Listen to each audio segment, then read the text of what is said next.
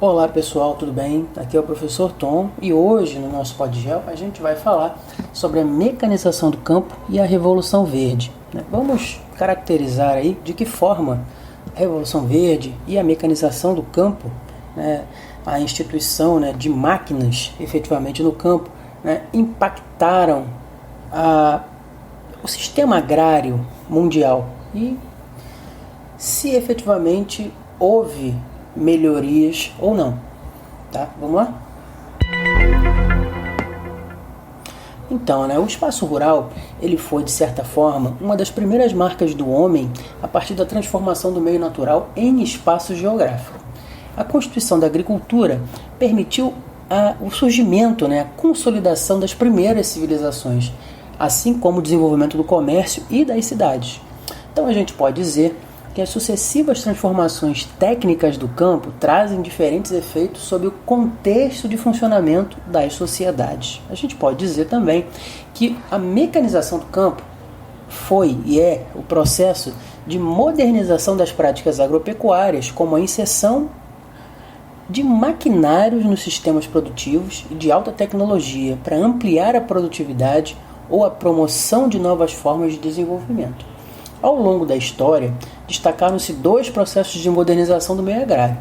A Revolução Agrícola, que ocorreu em função da Revolução Industrial, e a Revolução Verde, que ampliou os índices de produção a partir da segunda metade do século XX.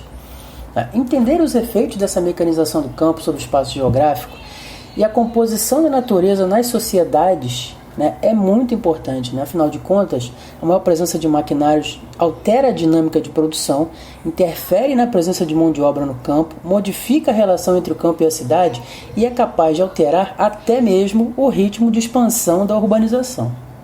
Podemos dizer que antes de acontecer o processo de industrialização em um território, o campo exerce um papel influente e muitíssimo importante sobre as cidades. Mas com a modernização das atividades produtivas industriais, essa relação ela se inverte, uma vez que o meio agrário depende do meio urbano para o fornecimento de equipamentos, máquinas, insumos, mão de obra qualificada, conhecimentos científicos e demanda de produtividade. Ou seja, demanda de produtividade, se não tiver a cidade para consumir o que o campo produz, o campo vai ter problemas. Então, além disso, a modernização do meio rural contribui para o aumento do desemprego estrutural. Eu já falei isso em algum episódio passado, mas o desemprego estrutural acontece quando as vagas de trabalho elas são extintas e a mecanização do campo ela acaba revolucionando aí a estrutura de trabalho no campo. Tá? Então, isso desencadeia a substituição gradual dos trabalhadores do campo pelos grandes maquinários. Esse processo, juntamente com a acentuada concentração de terras existentes, principalmente na maioria dos países subdesenvolvidos e emergentes, intensifica o êxodo rural. E o que é o êxodo rural? É a migração em massa da população rural para as cidades. Isso contribui para o crescimento das grandes cidades por meio da expansão das periferias das metrópoles. Um outro impacto da modernização do meio agrário, que vem gerando bastante críticas, é a expansão das atividades agropecuárias, agricultura e pecuária juntas, o que resulta de uma pressão muito grande sobre as áreas naturais e o consequente desmatamento. Mesmo que a destruição dessas áreas naturais não seja gerada apenas pelas grandes propriedades altamente mecanizadas. Também é importante que a gente observe que a maior competitividade pelo uso da terra nas áreas agrícolas intensifica a migração de pequenos e médios produtores para as zonas de expansão do meio rural. Por outro lado, existem pontos positivos na mecanização do campo, com destaque para o aumento da produtividade. É inegável que isso é um ponto positivo. Você aumenta a produtividade. Você tem uma quantidade maior de produção num espaço que seria o mesmo se não fossem empregadas máquinas e técnicas. Linhas de produção consideradas mais primitivas, com o uso extensivo das terras, e a gente já falou num episódio anterior sobre os sistemas agrícolas, o extensivo e o intensivo, são necessárias maiores áreas para a produção de uma quantidade inferior àquela em que se produz com alta tecnologia empregada. Esse foi um dos méritos da Revolução Verde, que, se não acabou com a fome no mundo, serviu para expandir e garantir a produção de alimentos em vários territórios.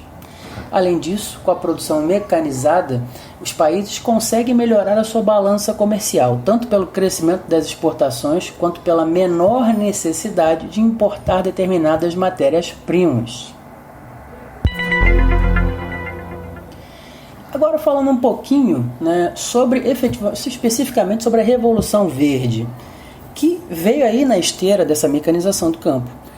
E assim, a gente pode definir Revolução Verde como um conjunto de inovações tecnológicas na agricultura para a obtenção de maior produtividade através do desenvolvimento de pesquisas em sementes, fertilização do solo, utilização de agrotóxicos, ou também chamados de produtos fitossanitários ou ainda defensivos agrícolas, e a mecanização do campo que visa o aumento de produtividade. Tá? Esse processo ele ocorreu através do desenvolvimento de sementes adequadas para tipos específicos de solos e climas, adaptação do solo para o plantio e desenvolvimento de máquinas. Então, essa expressão Revolução Verde ela foi criada em 1966, em uma conferência em Washington, por William Gunn, que disse a um pequeno grupo de pessoas interessadas no desenvolvimento dos países com déficit de alimentos o seguinte: é a Revolução Verde, feita à base de tecnologia e não do sofrimento do povo. Isso segundo William Gunn. A implantação de novas técnicas agrícolas iniciou-se no fim da década de 40, mas os resultados realmente expressivos só foram obtidos durante as décadas de 60 e 70, onde países em desenvolvimento aumentaram significativamente a sua produção agrícola. Então a gente pode perceber que também essa Revolução Verde ela também não foi feita do dia para a noite. Esse programa ele foi financiado pelo grupo Rockefeller, sediado em Nova York, que, utilizando um discurso ideológico de aumentar a produção de alimentos para acabar com a fome no mundo, acabou conseguindo expandir o seu mercado consumidor, fortalecendo a sua corporação com vendas de pacotes de insumos agrícolas, principalmente para países em desenvolvimento como Índia, México, Brasil, Filipinas, vários países em desenvolvimento. O Grupo Rockefeller ele patrocinou projetos em determinados países criteriosamente selecionados. As zonas escolhidas de primeira foram México, Filipinas e Estados Unidos. E aí o Brasil também entrou, mas em menores proporções. Essas sementes modificadas eram desenvolvidas nos laboratórios que possuem alta resistência a diferentes tipos de pragas e doenças, e o seu plantio, aliado à utilização de agrotóxicos ou defensivos agrícolas ou produtos fitossanitários, fertilizantes, implementos agrícolas e máquinas, aumenta significativamente a produção agrícola. Constatou-se que um aumento extraordinário na produção de alimentos foi sendo observado mesmo. No México, as experiências iniciais mais significativas elas foram realizadas com o trigo, que em 7 anos quadruplicou a sua produção. Nas Filipinas, por exemplo, também, as pesquisas foram feitas com arroz, e o resultado foi satisfatório, havendo um grande aumento na produção e na colheita. Porém, e aí acho que é bem tranquilo da gente perceber, a fome no mundo não acabou, não reduziu, pois a produção dos alimentos nos países em desenvolvimento ela é destinada muito, em grande quantidade, para os países ricos industrializados. Ou seja, os países em desenvolvimento, eles trabalham mecanizados, trabalham utilizando as técnicas agrícolas mais avançadas para a produção e exportação da sua produção. Tá? Então,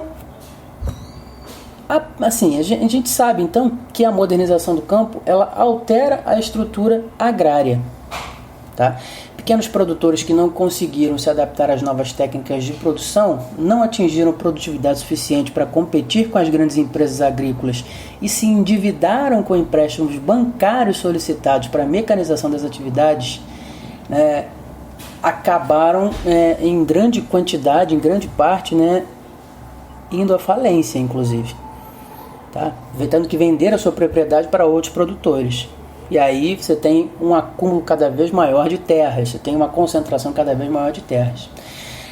Mas assim, é claro que, né, em termos produtivos, a Revolução Verde ela proporcionou efetivamente tecnologias que atingem maior eficiência na produção agrícola, aumentando significativamente a produção de alimentos, mas, né, a fome mundial não foi solucionada, né, aquele discurso ideológico de, né, aplicar a tecnologia para redução, para o fim da fome no mundo, aquilo efetivamente não se concretizou, né, e isso acabou, né, fazendo com que esse discurso humanitário de aumentar a produção de alimentos para acabar com a fome no mundo, né, para acabar com a fome nos países em desenvolvimento, ele não, né, se concretizasse.